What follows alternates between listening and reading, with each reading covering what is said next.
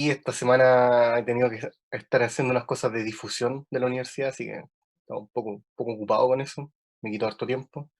Y por eso en realidad no le he enviado los informes corregidos. Yo creo que mañana voy a quedar libre, así que mañana debería terminarlo, y ahí se los voy a ir enviando a sus correos. ¿Ya? Así que sé que tengo pendiente esa nota, pero en cuanto las tenga se las voy a ir enviando. ¿Ya? No me gusta atrasarme mucho con las notas, ¿ya? Así que disculpen por no tener las notas ahora, ¿ya? Pero en cuanto pueda, les voy a enviar las notas de los informes, ¿ya? Eso era lo primero que les quería decir. Y segundo, respecto a la clase del día de hoy, nosotros hoy nos corresponde nuestra clase de repaso para nuestra solemne número uno, que es la próxima semana. Y también hoy día tenemos bueno, el repaso es bastante livianito. Lo importante de la clase el día de hoy es la revisión de un cuestionario que yo les subí la semana pasada. Algunos de ustedes me escribieron haciendo algunas preguntas, así que hoy vamos a hacer la revisión de este taller. Así que la idea más que nada de esta clase es que ir corrigiendo, ir contestando todas las preguntas que tiene ese cuestionario que yo les subí, y así ver qué cosas respondieron, ver si están bien o no, y ir corrigiendo cualquier duda o cualquier respuesta que no haya estado correcta. ¿Ya? ¿Hicieron el cuestionario o no? ¿Lo vieron o se les olvidó? Honestamente, se me olvidó a mí. Pasa, cosas que pasan, ¿ya? Pero no importan. ¿Sí? El día Yo de hoy, pensé que lo íbamos a hacer en clase. no, es que de hecho lo vamos a hacer en clase. Lo que pasa es que hartos alumnos también lo fueron desarrollando, fueron estudiando y lo hicieron en la casa, por eso algunos me preguntaron. Y ahora nosotros vamos a hacer la revisión, entonces vamos a ir pregunta por pregunta y ahí lo vamos a ir corrigiendo. Así es más que nada para saber que la hayan descargado, si eso es lo que a mí me interesa, ¿ya? Porque el día de hoy lo vamos a contestar todo. Así que la clase el día de hoy es bastante livenita. La idea de esto es que, más que yo vaya respondiendo todas las cosas, es que ustedes vayan participando también, porque así voy sabiendo cómo están para la prueba, cómo están con la materia. Eso es bastante útil. Así que en eso va a consistir la clase del día de hoy, bastante livianita. Y ya hablando de la prueba es la próxima semana, tenemos este mismo horario. Antes de la prueba vamos a hablar algunos minutos para darle algunas instrucciones y más que nada para ver que todo lo que es aula virtual esté funcionando bien. Yo no sé si alguno de ustedes tiene problema con aula virtual o ya todos se pueden conectar sin problema.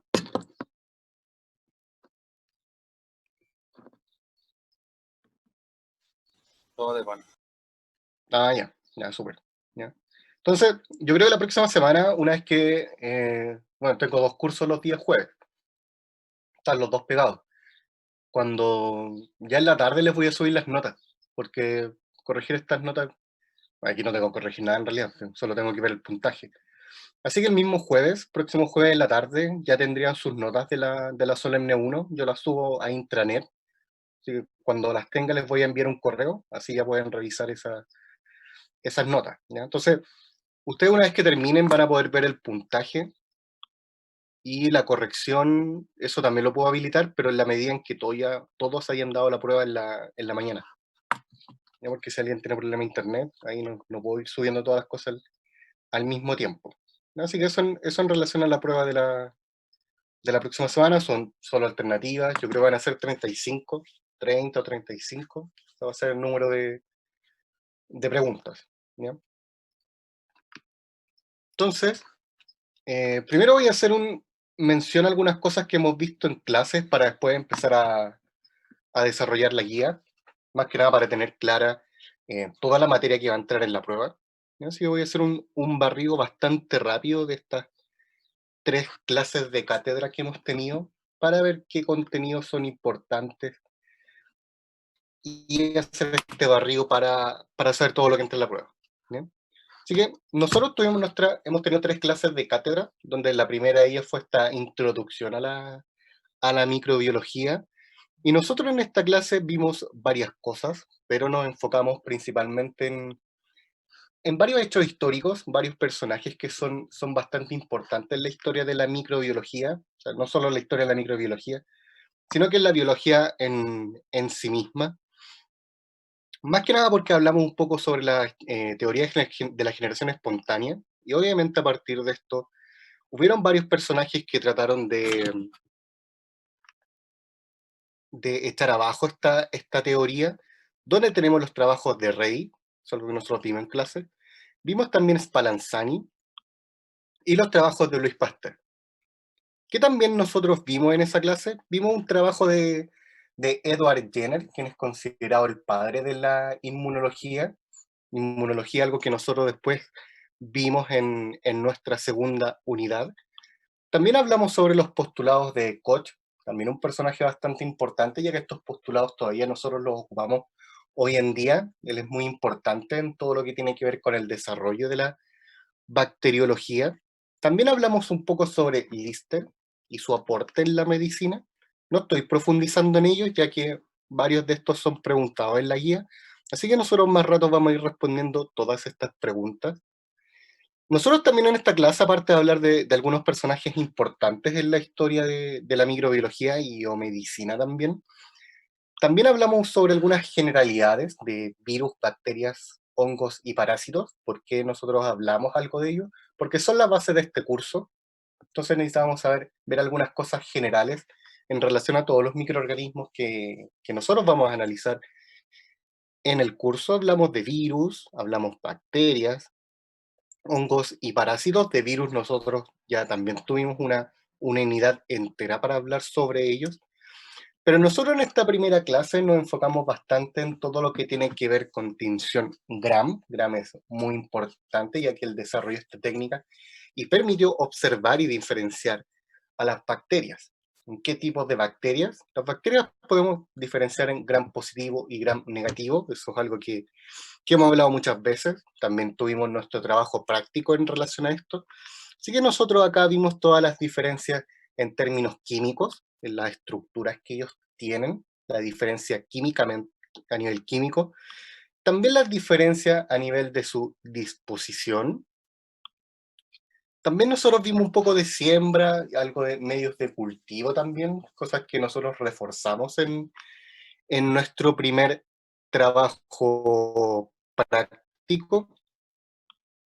Para tener claras los tipos de medios de cultivo, esta diapo siempre es útil conocer esta diapo.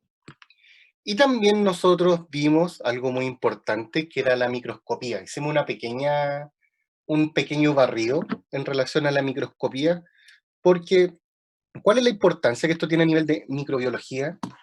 La microscopía es bastante importante porque cuando hablamos de microbiología hablamos de microorganismos que no son visibles a los humanos.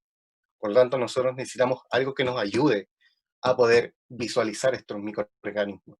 Entonces aquí es donde aparece la microscopía. Nosotros en microbiología son dos tipos de microscopía los que nosotros ocupamos. Tenemos microscopía óptica, que nos va a servir para observar bacterias. Y también nosotros tenemos la microscopía electrónica y todas sus variantes, al igual que la microscopía óptica, para bacterias. Cuando hablamos de microscopía electrónica, eso es para ver objetos muy, muy, muy pequeños. Y cuando hablamos de objetos o microorganismos muy, muy, muy pequeños, ahí es donde nosotros encontramos a los virus. Así que la microscopía electrónica nos va a permitir visualizar muy bien y también estudiar, que es lo más importante, a los virus, ¿ya? Entonces nosotros en esta primera clase hicimos todo un barrido histórico, viendo algunos personajes importantes para la microbiología. Hablamos sobre algunas generalidades de los microorganismos importantes para el desarrollo de este curso. También vimos tinción Gram y terminamos con microscopía. ¿Ya? Eso son todo lo que nosotros estuvimos viendo en nuestra primera clase. ¿Ya? Más que una clase introductoria. Ya cuando pasamos a nuestra segunda unidad o nuestra segunda clase, nosotros acá dimos una introducción a todo lo que es inmunología, vimos todos los conceptos relacionados a esto, pero la clase se enfocó principalmente a los tipos de respuesta inmune que nosotros tenemos. tipo de respuesta inmune inespecífica o nuestra respuesta inmune innata, y analizamos esto en términos de las células que participan en esto junto con la respuesta inflamatoria. Vimos todas las barreras que tiene nuestro organismo contra la invasión de algún microorganismo. También nosotros vimos la respuesta inmune específica o adaptativa, que es nuestro mecanismo, nuestra respuesta inmune más evolucionado. Aquí nosotros también vimos las células que están involucradas en esto, aquí en este tipo de respuesta inmune. Nosotros tenemos los linfocitos, ahí donde ellos son las estrellas, y vimos varios conceptos relacionados con esto. Entonces nosotros en esta clase hablamos sobre la inmunidad innata y sus componentes, así como también la inmunidad adaptativa y quiénes son los participantes en este tipo de respuesta. Específicamente cuando hablamos de la respuesta inmunidad adaptativa, nosotros nos dividimos en dos tipos de inmunidad. Teníamos la respuesta inmune celular y la respuesta inmune humoral. Más rato cuando estemos desarrollando la guía, vamos a ir definiendo todos estos conceptos, pero es importante mencionar cosas que son importantes. Y también nosotros en esta clase nos enfocamos bastante en esta diapo, donde acá nosotros encontramos la interacción entre el macrófago con el linfocito TH. Esta pareja, esta comunicación que hay entre macrófago o también las células dendríticas con los linfocitos TH son muy importantes porque es esta pareja la que permite la activación de dos rutas inmunes. Uno para la actividad inmune celular y para la actividad inmune humoral. ¿Ya? Cada uno mediado por diferentes tipos de linfocitos. Así que nosotros también vimos esto, hablamos un poco sobre vacunación, vimos algunos tipos de vacunas, también hicimos alguna mención a esto. ¿Ya? Entonces nosotros en esta segunda clase tuvimos nuestra introducción a la inmunología, donde vimos conceptos importantes y nos referimos a nuestros dos tipos de respuesta inmune. Tenemos una respuesta inmune innata, que es algo de nacimiento, y nuestra respuesta inmune adaptativa, que nosotros vamos aprendiendo con el tiempo a medida que nos vamos exponiendo a una gran variedad de microorganismos o patógenos infecciosos, donde aquí también entra la etapa de vacunación. ¿Ya? Así que esto es lo que nosotros vimos principalmente en nuestra segunda unidad. A más rato en la guía vamos a ir profundizando con cada uno de los contenidos, ya que están en las preguntas de esa guía. Y la tercera unidad que entra en nuestra solemne es sobre virología. Nosotros, si bien ya habíamos hablado, a esta altura, ya habíamos hablado un poco de virus en nuestra primera clase, nosotros acá profundizamos un poco más, debido a que nos enfocamos bastante en la taxonomía viral, que era la taxonomía viral, era la clasificación que tienen los virus. Y nosotros los virus los podíamos distinguir en tres grandes categorías. Los podíamos clasificar según su morfología, que es la manera en que nosotros los observamos al microscopio electrónico, también al tipo de genoma, ADN y ARN, y la tercera clasificación corresponde al mecanismo de producción del RNA mensajero. ¿Qué más nosotros vimos en esta clase? Nosotros vimos una serie de enfermedades que son producidas por virus. Vimos el caso del VIH, una enfermedad bastante complicada. También vimos el herpevirus, nosotros podemos vivir tranquilamente un herpevirus tipo 1, por ejemplo, toda la vida y no va a haber mayores consecuencias. Virus de la influenza también, un tipo de virus que es estacional, siempre va apareciendo todos los inviernos, algo que nosotros estamos bastante acostumbrados. También nosotros tenemos el virus del papiloma humano, y eso ya es un virus bastante peligroso porque hay muchas variantes que producen cáncer, así que ahí entramos en la categoría de virus que son capaces de producir cáncer. Tanto el virus del papiloma humano es bastante complicado. Y terminamos hablando un poco sobre coronavirus, ya que es el responsable de la pandemia que nosotros estamos viviendo durante este año. ¿Ya? Así que todos estos son los contenidos que entran en nuestra primera solemne, nuestra clase introductoria, que fue la primera. Segunda, donde nosotros vimos inmunología. Y esta tercera clase correspondiente a virología. Entonces todo lo que nosotros tenemos en estas diapos, todo lo que nosotros vimos en clase, son cosas preguntables. Y para reforzar esto es que yo les envié, les subí, ¿cuándo les subí? Hace 2 semanas, un pequeño cuestionario, ¿ya? Así que la idea de esta clase es ir respondiendo a este cuestionario para que todos tengan las respuestas. La idea es que ir revisando esto, que ustedes vayan participando más que nada para ver cómo están con la materia, no importa que se equivoquen, si la idea de esto es ir corrigiendo cualquier cosa. Así que eso vamos a hacer a partir de ahora. No sé si tienen alguna duda con la materia antes de entrar a la guía o comenzamos a resolver la guía desde ahora. No sé qué le... ¿Tienen alguna duda o empezamos con la guía?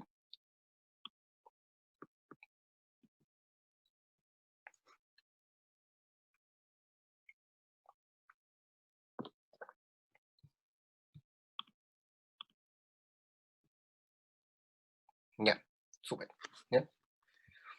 Entonces, ya pasando a nuestra guía, en la primera pregunta hace relación sobre la estructura mínima que deben tener los virus.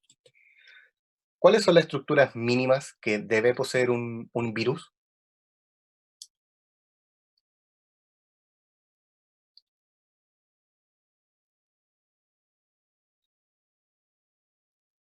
ADN, ADN. Debe tener su material genético. Y este puede ser ADN o ARN. Puede tener los dos. ¿Qué más? ¿Qué más necesita un virus como estructura mínima?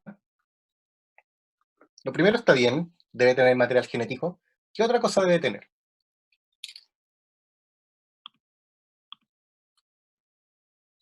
Debe tener la cápside. Esa es la estructura mínima que debe tener un virus, que es básicamente lo que se conoce como un virus desnudo. Un virus desnudo debe tener su material genético, ADN o ARN, y también debe tener una cápside, que está encargada de proteger este material genético. Esa es la estructura mínima, lo que corresponde a un virus desnudo. Puede tener envoltura también, pero eso es algo adicional a la cápside. Así que cuando nos hablen de estructura mínima son dos componentes, material genético y la cápside, ya toda esta cubierta proteica que tienen los virus, ¿ya? Así que ahí súper bien con eso, ¿ya? Luego de esto nos preguntan las maneras en que nosotros podemos clasificar a los virus. ¿Cómo podemos clasificar a los virus?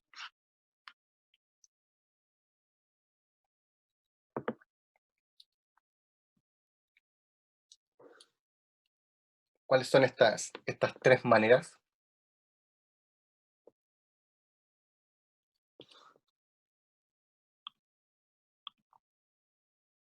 Claro, por la morfología, esa es una manera. ¿Cuál otra?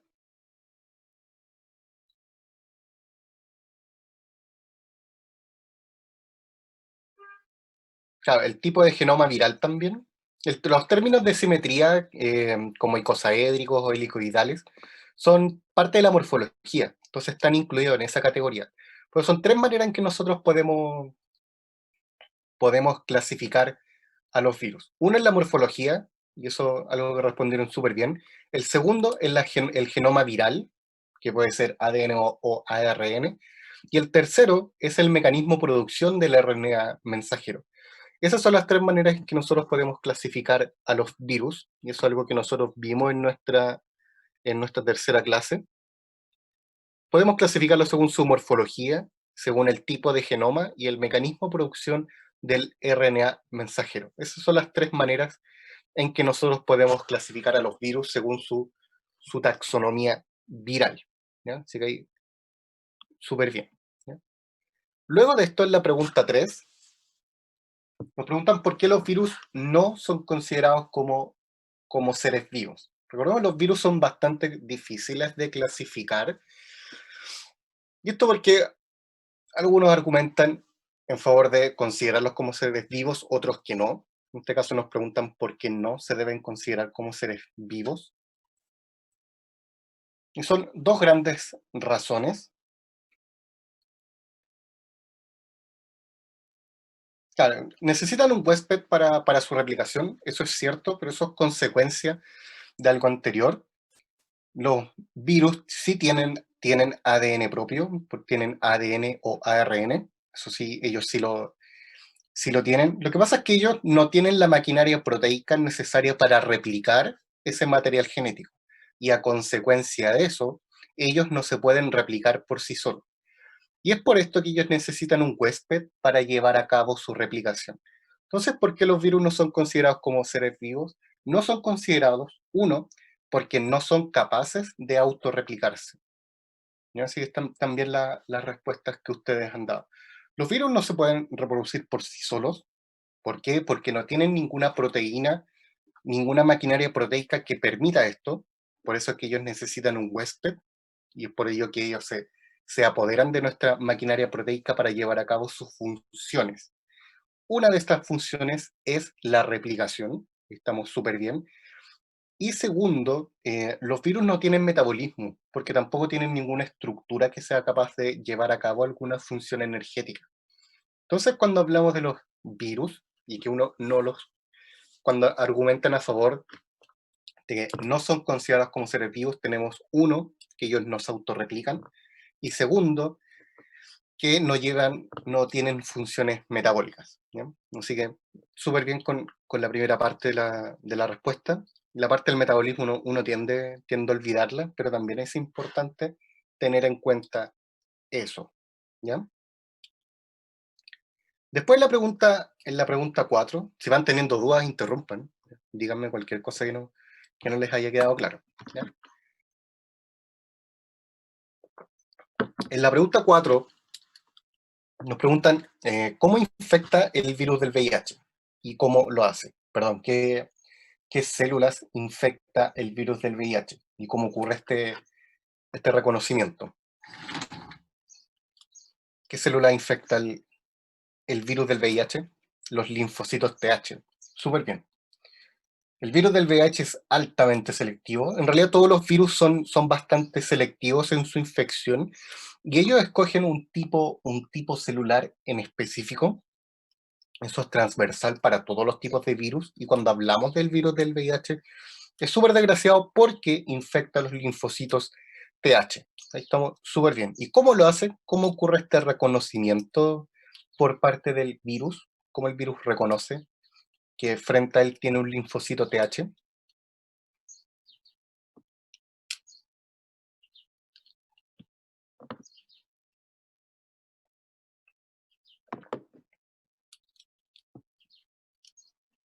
El virus del VIH, y eso es transversal a todos los tipos de virus, ellos reconocen algún tipo celular en específico porque tienen receptores de membrana característicos.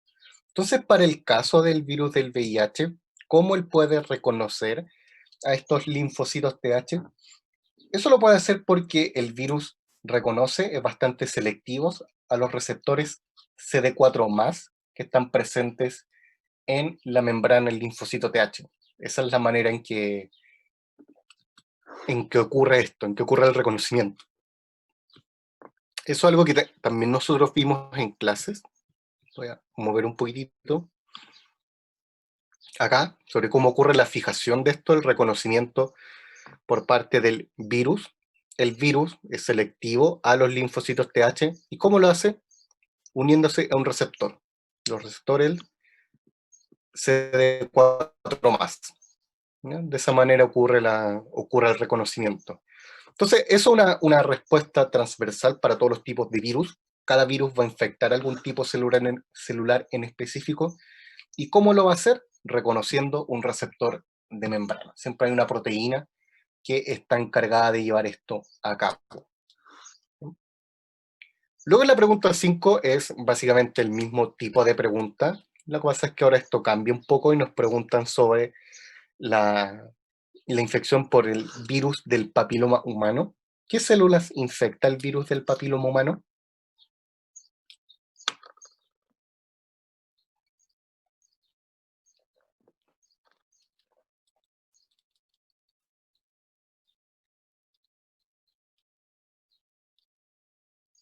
Recuerden que el virus del papiloma humano es bastante importante, bien peligroso, porque está en la categoría de virus que producen cáncer. Son células basales del epitelio, eso es lo que hace. El virus del papiloma humano ataca preferentemente a las células epiteliales, ahí es donde él se aloja y luego al pasar años, puede ser fácil hasta una década, puede producir cáncer, por eso es que es tan peligroso. ¿Y cómo hace esto? ¿Cómo el virus del papiloma humano puede infectar a estas células epiteliales?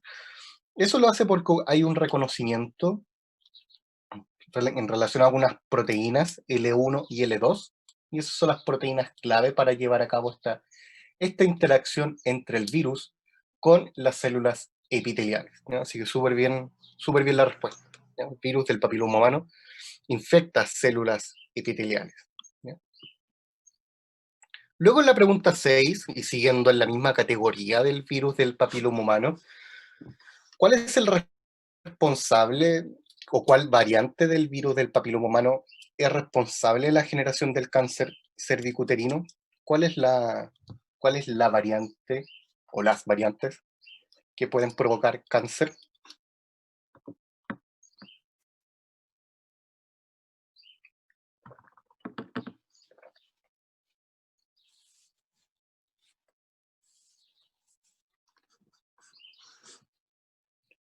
Hay dos tipos de variantes que pueden estar involucradas en esto. Principalmente está asociado al virus del papiloma humano, el tipo 16, es responsable prácticamente el 99% de los casos.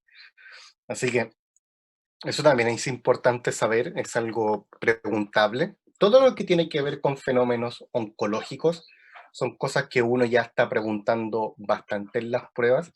Así que el virus del papiloma humano es algo que sí o sí uno puede preguntar, sí, harto ojo con eso. Así que cuidado con las variantes que pueden causar cáncer, especialmente cáncer cervicuterino, porque ese es el tipo 16, que es el responsable del 99% de los casos. Así que cuidado con virus del papiloma humano. Luego de esto, en la pregunta 7, nos preguntan sobre cuáles son los tratamientos contra la influenza o la condición de la gripe, que son lo mismo. Influenza y gripe está relacionado con lo mismo. ¿Cuáles son los tratamientos que hay en contra de la influenza? Son dos tratamientos en realidad los que hay. Uno son las vacunas, súper bien. Hay vacunas contra la influenza. Hay una etapa de vacunación previa en cada invierno, así que por eso nos preparamos bastante bien. ¿Y qué otra cosa? Las vacunas son uno.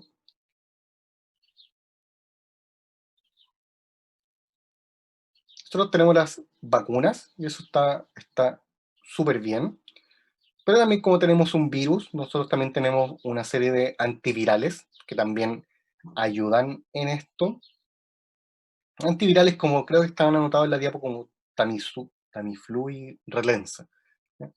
Así que cuando hablamos de un virus, nosotros tenemos vacunas para algunos de ellos, como la influenza, y también hay algunos fármacos antivirales, ¿ya? Así que ahí también cuidado con eso, con los tratamientos que uno tiene contra la influenza. Y en relación a esto mismo, ya que estamos en la parte de influenza, en nuestra pregunta 8 nos pregunta sobre cuáles son las diferencias que hay, porque uno tiende a confundir, y eso es ya parte de cultura general también, eh, confundir el resfrío común con la influenza o la condición de gripe. Pero el resfrío común y la gripe son dos condiciones totalmente diferentes. ¿Cuáles son las diferencias entre estas dos condiciones? Ya sea en términos de síntomas o en términos de origen.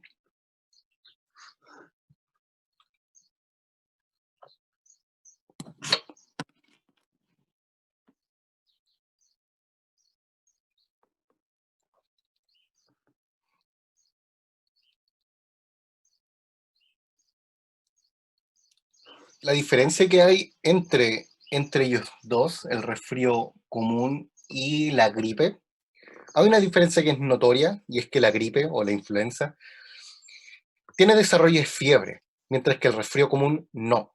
Entonces, esa es una de las principales características en términos de síntomas, porque la influenza o la gripe es bastante más agresiva, provocando fiebre en casi todos los casos.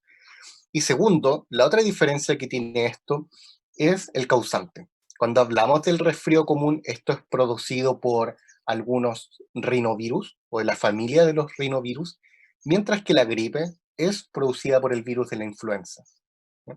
Así que tienen diferencias en términos de síntomas y también tienen diferencias en términos del virus que provoca cada una de estas dos enfermedades, ¿ya? Así que ojo también con esas diferencias, ¿ya? Y nosotros también vimos eso en nuestra tercera clase, ¿ya? Ahora pasando a la pregunta 9, nos preguntan básicamente cuál es el origen del virus, del COVID-19 y cómo infecta. ¿Dónde se originó el virus y cómo infecta? Eso es algo que ya sí o sí tienen que saber. Han estado hablando todo el año de esto. ¿Dónde se originó el virus o de dónde proviene?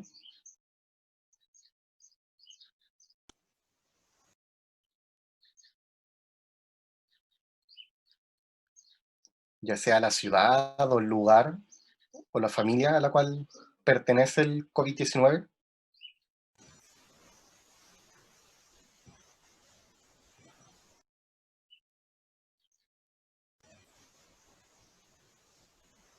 Viene de China y proviene del SARS-2, alguna cosa Claro, así. de ahí dónde proviene. Proviene de esa familia de virus del SARS-2. Es una familia que ya había atacado el sur asiático. Proviene de la ciudad de Wuhan, en China. Ahí es donde donde surgió este brote a partir de murciélagos. ¿Y cómo ocurre la infección por coronavirus? ¿Cómo es transmitido?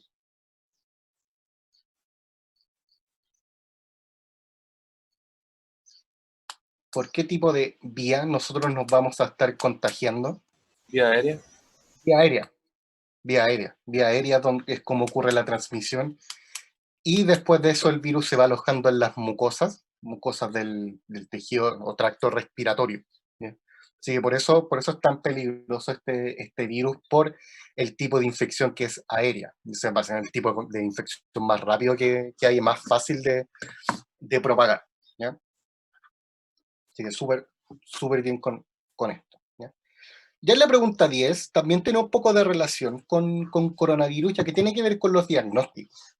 Cuando nosotros hablamos de virus, los podemos diagnosticar utilizando dos técnicas, y esto también sirve para realizar un seguimiento de la infección. ¿Cómo nosotros podemos diagnosticar la presencia de un virus? ¿Qué técnica se puede utilizar? Hay una que han hablado mucho durante este año, pero son dos. PCR. PCR. Una es la técnica de PCR porque permite determinar el material genético que tiene el virus, y esa ha sido ampliamente utilizada para coronavirus. Y hay una segunda técnica. ¿Recuerdan cuál es esta segunda técnica que se puede utilizar?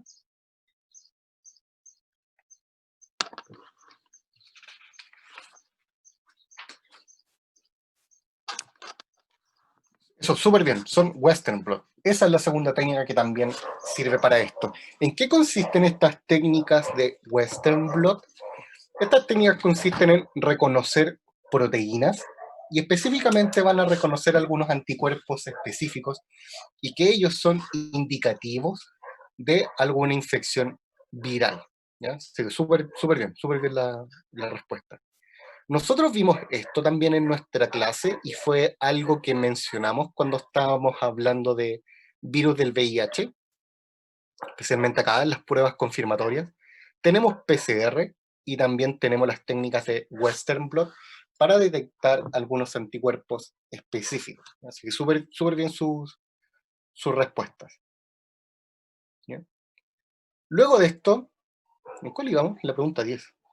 Sí. Ya en la pregunta 11 y en adelante comenzamos a hablar un poco sobre inmunología. Y en la pregunta 11 nos pregunta sobre cuáles son los componentes de la respuesta inmune inespecífica. o la respuesta inmune innata. ¿Cuáles son esos componentes? ¿Cuáles son los componentes o qué nosotros encontramos en la respuesta inmune inespecífica?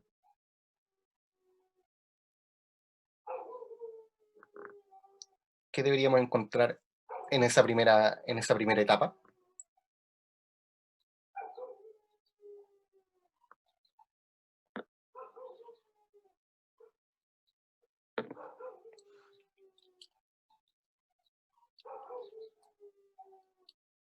Cuando nos hablan de respuesta inmune inespecífica, es nuestro primer mecanismo de defensa. ¿Cuáles son nuestros mecanismos de defensa? Lo primero que ¿La nosotros... piel o no? La piel. Súper bien. Y esas son las barreras primarias. ¿Cuáles son esas barreras primarias? La piel, y eso es una barrera física. ¿Qué más nosotros tenemos como barrera? Barreras químicas, Tenemos nuestras barreras químicas, como el sudor, las lágrimas. ¿Qué más? También nosotros tenemos barreras biológicas, las como la flora microbiológicas. bacteriana. ¿Y qué más? ¿Qué más hay acá? ¿Qué más podemos encontrar?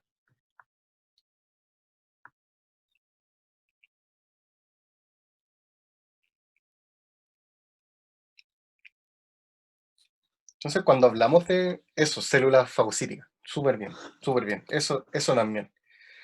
Entonces, cuando nosotros hablamos de la respuesta inmune inespecífica o innata, ahí me voy a volver a la clase para que veamos esto, ahí es donde nosotros encontramos las barreras primarias, que son nuestras barreras físicas, químicas y biológicas, o microbiológicas, son estas tres barreras. Y nosotros también tenemos estas barreras secundarias.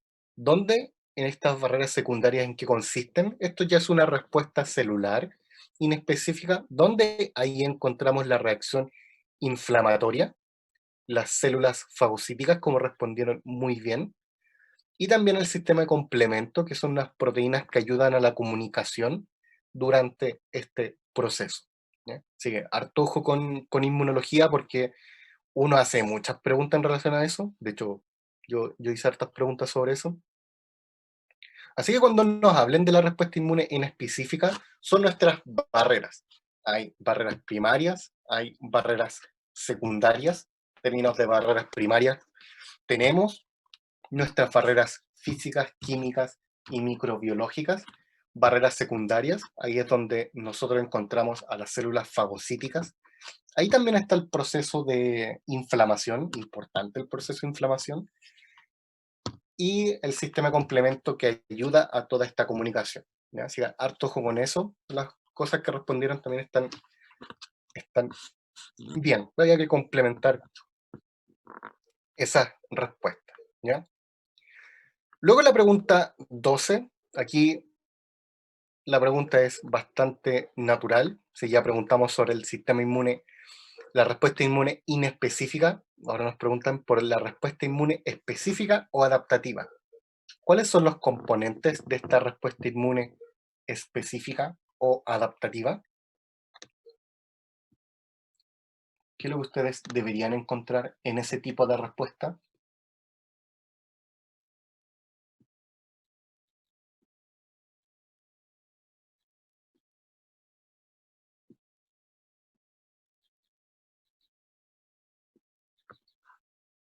Cada uno son los anticuerpos, y eso está ligado con los linfocitos B, y la inmunidad celular, que eso está ligado a los linfocitos T. Entonces, ¿cuáles son los componentes? Son los linfocitos B y los linfocitos T. Y en eso está involucrada la inmunidad celular y la inmunidad humoral, donde ahí entran en juego los anticuerpos. ¿Ya? Así que súper bien con esto. ¿Ya? Luego la pregunta 13, y aquí ya vamos derivando de esta misma pregunta en términos de la respuesta inmune específica.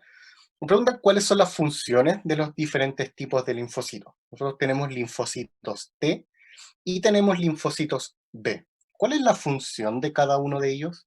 ¿Cuál es la función de cada uno de estos linfocitos?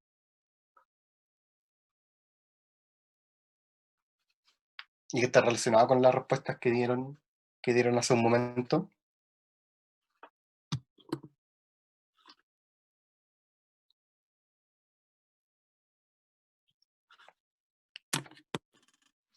Los linfocitos T están relacionados con la inmunidad celular, como recién habían respondido, y los linfocitos B, como ahora responden también, tienen que ver con la producción de anticuerpos, ¿ya? Así que súper bien esa respuesta. Entonces, linfocitos T son los encargados de la respuesta inmune celular, o son los participantes en este tipo de respuesta, y los linfocitos B son los responsables de la respuesta inmune humoral, donde, ¿qué es lo que ocurre en este tipo de inmunidad? Ocurre la liberación de anticuerpos, ¿no? O la producción de anticuerpos. Así que súper bien con esta respuesta, ¿ya?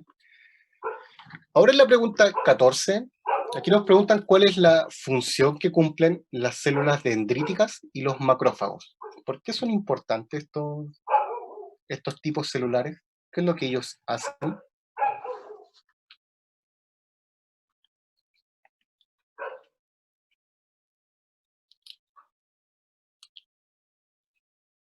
Cuando hablamos de estos dos tipos celulares son dos funciones las que ellos llevan a cabo.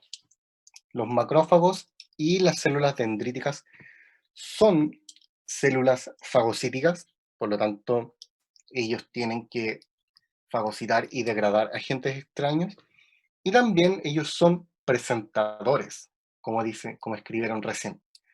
Estos dos tipos celulares son células presentadoras de antígenos. Y esa es la característica más importante que tienen ellos. ¿Por qué? Porque este carácter, cuando ellos son células presentadoras de antígeno, permite la comunicación con el linfocito TH.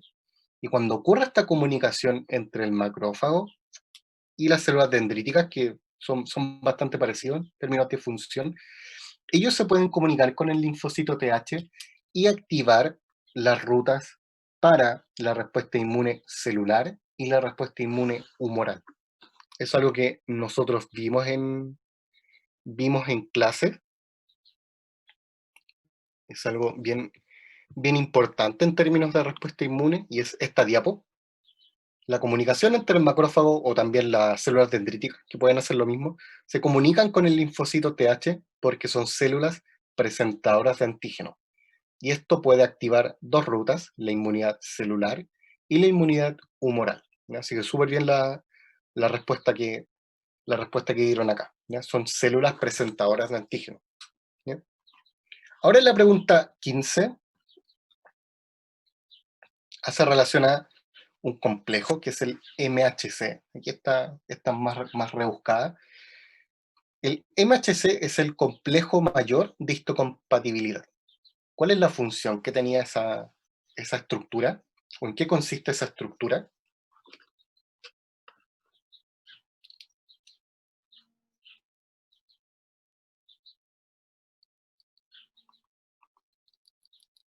Estos complejos es una proteína y es parte del componente de las células presentadoras de antígeno. Así que también súper bien ahí con esta respuesta. Este complejo proteico es parte de la estructura de esta proteína membrana que da el carácter de célula presentadora de antígeno, ¿ya? Así que súper bien esta respuesta, ¿ya? Eso ya es más rebuscado, este tipo de preguntas, ¿ya? Ahora en la 16, en la pregunta 16, ¿dónde se generan y, y a continuación de esto, dónde maduran las células del sistema inmune? ¿Dónde ocurre la generación de las células del sistema inmune? En la médula. Ahí en la médula ósea es donde se generan las células del sistema inmune. ¿Y dónde ellas van a madurar? Ellas maduran en el timo. Así que súper bien acá su respuesta. Luego de esta, la pregunta 17. ¿Cuál es la diferencia? Y eso ya lo habíamos hablado un poco anteriormente. ¿Cuál es la diferencia entre la respuesta inmune celular y la respuesta inmune humoral?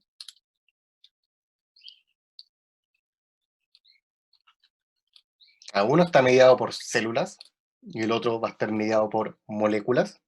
Súper bien. También la diferencia está en el tipo de linfocito. Uno es por linfocito T y otro es por linfocito B.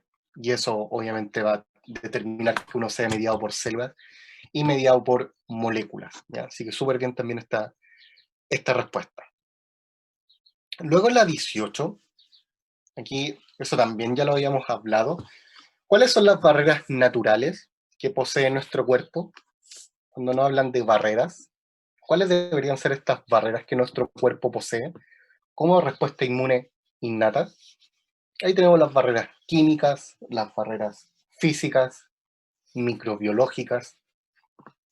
Súper bien. ¿Ya? Son barreras que a nosotros nos van a proteger contra el ataque de algún microorganismo externo. ¿Ya? Así que súper bien acá.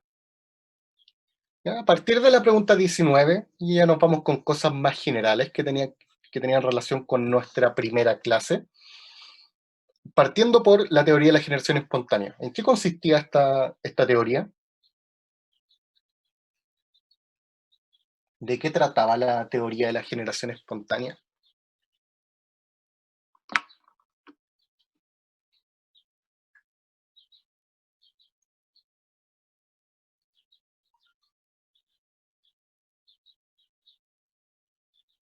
La teoría de la generación espontánea es una teoría bastante sencilla. Nos decía que la vida podía surgir a partir de la materia inerte. Ellos acuñaron el concepto de fuerza vital. Por lo tanto, cualquier tipo de materia inerte, tenía la capacidad de generar vida. En eso consistía básicamente la teoría de la generación espontánea. Y a partir de esto se realizaron varios experimentos para refutar esta teoría, y eso tiene una relación las preguntas que siguen en esto. Específicamente la 20, nos preguntan por el experimento de Reddy. ¿Qué fue lo que hizo Reddy? ¿Cuál fue su experimento?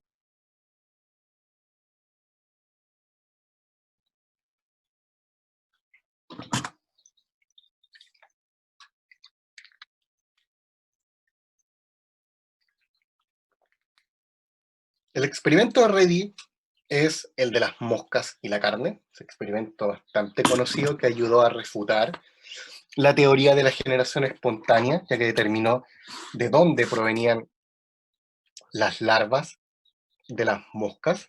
Sí, un experimento bien importante en términos de refutar la teoría de la generación espontánea.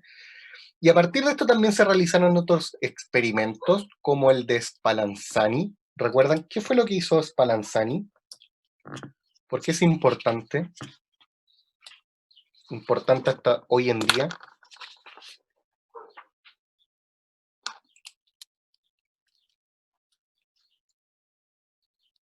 Por la esterilización de los líquidos. Súper bien. Eso es la contribución,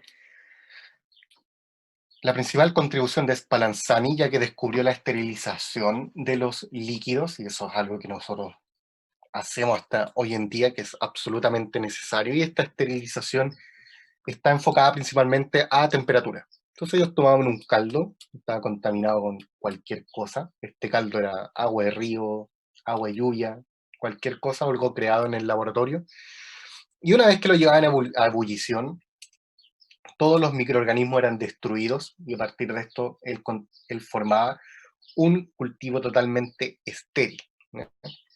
Luego de esto, la pregunta 22, nos preguntan por los postulados de Koch. ¿Por qué fue importante Koch? ¿O por qué sus postulados fueron importantes? La gran contribución que tuvo Koch, la identificación de los microorganismos, eso, súper bien, específicamente las bacterias. Koch es muy importante, sus postulados son bastante importantes, no solo por lo que él hizo en esos años, no me acuerdo bien cuál fue el año, que lo llevó a ganar el Premio Nobel de Medicina, pero también esos postulados son los que nosotros ocupamos hasta hoy en día. ¿Por qué? Porque estos postulados nos permiten el aislamiento y la identificación de bacterias patógenas. Entonces, cada vez que aparece alguna bacteria nueva que produce alguna enfermedad, nosotros siguiendo los postulados de Koch podemos aislar esa bacteria que va a causar alguna enfermedad, podemos aislar y posteriormente nosotros la podemos identificar. Así que súper bien su respuesta. Koch es muy importante porque su contribución es total hasta nuestros días. Nosotros utilizamos los postulados de Koch para la identificación, para aislar e identificar bacterias patógenas. ¿Ya? Así que súper bien sus respuestas. En la pregunta 23, aquí nos hacen alusión a los experimentos de Louis Pasteur relacionados con el matraz de cuello de cisne. Recordemos que Louis Pasteur tiene dos contribuciones. Uno es este matraz de cuello de cisne que en esencia es lo mismo del experimento de Spallanzani, tiene estas variaciones en el material del laboratorio que también vienen a refutar la teoría de la generación espontánea. Y también Louis Pasteur tiene contribución en inmunología con el desarrollo de una vacuna contra la rabia. Así que Louis Pasteur es bastante parecido a Spallanzani en términos de contribución. ¿Ya? También nos preguntan sobre el aporte de Lister a la medicina. ¿Cuál fue el aporte de Lister a la medicina? Eso es importante. ¿Cuál es el gran aporte que hizo Lister?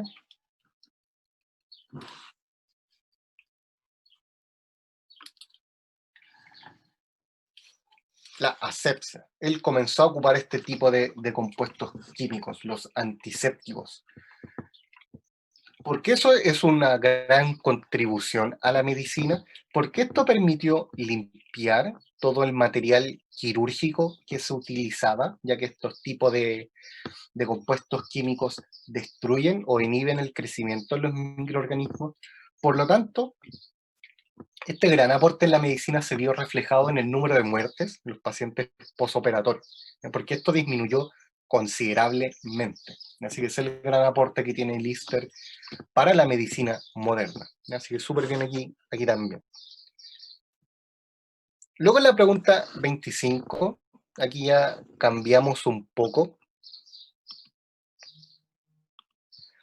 Y aquí empezamos a hablar un poco de bacterias. Entonces, ¿quién fue el científico? ¿Quién fue el personaje que logró observar, describir y básicamente diferenciar a las bacterias? ¿Quién logró diferenciar a las bacterias? Claro, Koch en términos de cultivo, pero en términos de observar, de escribir, está enfocado en el fondo a las técnicas microscópicas. ¿Quién nos ayudó a diferenciar a las bacterias?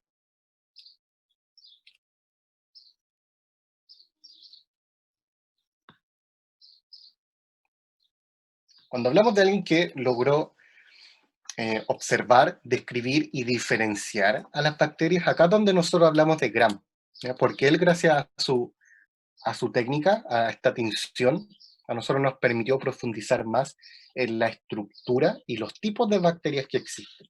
¿Ya? Koch logró aislar las bacterias por sí mismo, pero no logró hacer una identificación más en profundidad a partir de esto. Si tomamos un conjunto Koch con Gram, eso nos da el aislamiento y la identificación casi total de alguna bacteria. Así que esta pregunta estaba más orientada a lo que tiene que ver con Gram. ¿Ya? Y obviamente a partir de esto, ¿cuál es la importancia que tiene Gram en la microbiología? ¿Por qué nosotros hemos hablado tanto de Gram, de la tinción Gram?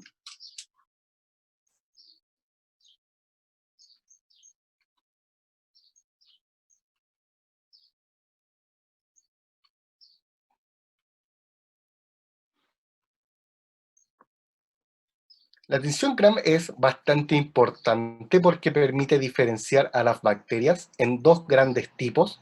Por eso que nosotros podemos diferenciar como bacterias Gram positivo y Gram negativo. Es decir, esa es la importancia que tiene Gram en la microbiología. Que un grupo muy grande como son las bacterias se pueden dividir solamente en dos grandes grupos. Las puedo describir como bacterias Gram positivo y como bacterias Gram negativo. ¿Y por qué van todas estas diferencias en términos de tinción Gram? Hay una diferencia en términos químicos, son más químicos en realidad que en términos biológicos, relacionado con la composición química que tienen las paredes celulares de las bacterias. ¿ya? Eso es algo que nosotros vimos en nuestra primera clase y también en nuestro trabajo práctico, ¿ya? Entonces, cuando hablamos de bacterias, también hay unas ciertas morfologías o tipos principales de bacterias. ¿Recuerdan cuáles son los tipos principales de bacterias? ¿O cómo nosotros podemos clasificar a las bacterias?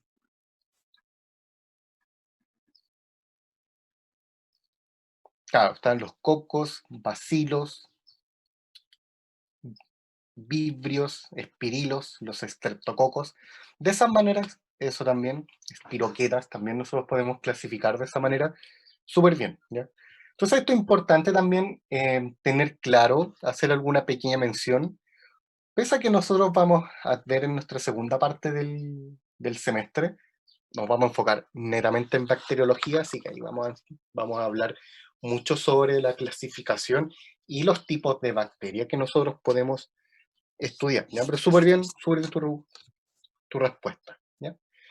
Y ya entrando en las preguntas finales, tenemos la 29, nos preguntan cuál es la diferencia entre un organismo eucarionte y un procarionte.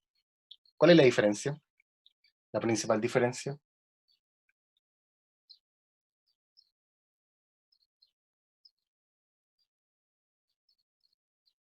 ¿Cuál es la diferencia entre ellos? A esta altura de la vida, ya tienen que saber esto. La envoltura del núcleo. Las células eucariontes tienen un núcleo bien definido, tienen una envoltura, mientras que las procariontes no tienen un núcleo bien definido. Esa siempre tiene que ser la respuesta intuitiva, lo primero que deben de decir, y esta respuesta hace alusión al núcleo. También otra característica bien importante es que las células eucariontes tienen organelos, las procariontes no tienen organelos, eso ya es son las respuestas base que tienen que dar, así que súper bien, tiene que ver con el núcleo. Ya en la pregunta 30 aquí cambia un poco y nos preguntan sobre los medios de cultivo y las características principales que ellos tienen. Esto es más que nada para tener claro, para que tengan en mente, porque tienden a olvidar, tienden a no pescar nunca los medios de cultivo. Y eso es algo que nosotros vimos en nuestra primera clase. Yo hace un rato le hice mención a esto, que es esta diapo. No olviden esta diapo, porque aquí aparecen los diferentes medios de cultivo, ya junto con la explicación de cada uno de ellos. Y más que nada para que no ignoren esa diapo, ¿ya? Y en la pregunta 31, nuestra última pregunta, creo que una de ustedes me preguntó sobre esta, sobre la pregunta 31. Y acá en realidad la pregunta está bien mal hecha, porque ¿cuáles son los tipos de microscopios que existen? En realidad hay muchos tipos de microscopios, así que no, pero solo hay dos que son importantes para la microbiología. Entonces en realidad aquí era cuántos tipos de microscopios son importantes para la microbiología. Entonces cuando nosotros hablamos de microbiología hay dos tipos de microscopios que son importantes. Uno es el microscopio óptico, que nos permite ver o cuál es el principal uso de los microscopios ópticos. Esto nos va a permitir diferenciar muy bien bacterias. Y también nosotros tenemos el microscopio electrónico, y este tipo de microscopio a nosotros nos va a permitir distinguir o estudiar muy bien a los virus, ¿ya? Así que la pregunta 31 hace relación a esto, ¿ya? Estaba mal enfocada la pregunta, ¿ya? Así que términos de microscopios que es importante para nosotros en este curso son microscopía óptica y microscopía electrónica, ¿ya? Junto a sus variantes, porque independiente de la variante, tienen el mismo uso, ¿ya?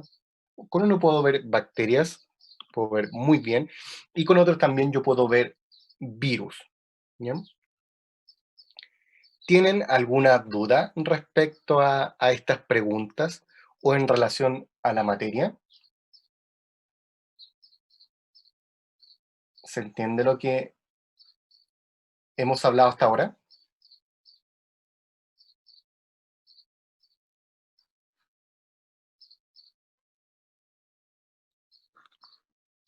¿Ya? Súper. ¿Ya? Entonces, yo creo que repasen harto sobre las enfermedades causadas por virus, porque ahí no estuvieron muy atentos. La respuesta inmune inespecífica también. Ahí también les costó un poco. La respuesta inmune específica, y ahí sus variaciones, ahí sí, ahí respondieron un poco más. En relación a esta última parte sobre nuestra primera clase y todos estos hechos históricos, uno tiende a ignorarlos, pero también uno pregunta esas cosas porque en realidad son las preguntas más fáciles que uno puede colocar en la prueba, ¿ya? Así que estudien toda la materia, repasen estas preguntas. Yo les voy a subir, obviamente, el video de esta clase y también las respuestas en PDF para que tengan toda la información. Obviamente en la prueba no les vamos a hacer las mismas preguntas, no son calcadas de esto, así que cuidado con eso, que a veces se confían con este tipo de preguntas.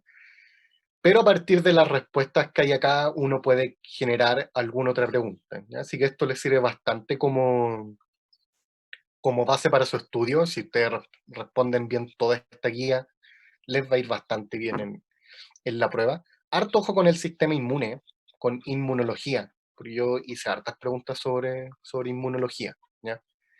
Así que cuidado con eso, ¿ya? Y si no tienen más dudas, yo creo que podríamos ver la lista, podríamos ver la asistencia, y eso sería todo por hoy.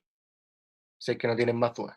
Si quieren comentar otra cosa, podemos hablar también, ¿ya? Pero si no tienen más dudas, yo creo que podríamos ver la asistencia.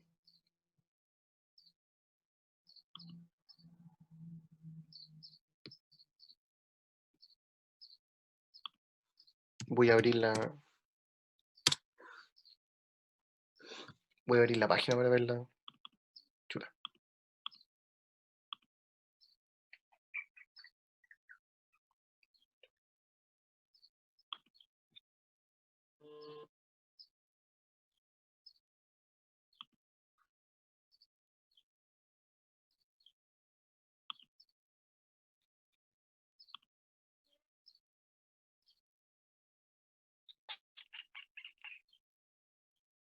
Pero un poquito que está abriendo la página, ¿no? Ya, ahora sí.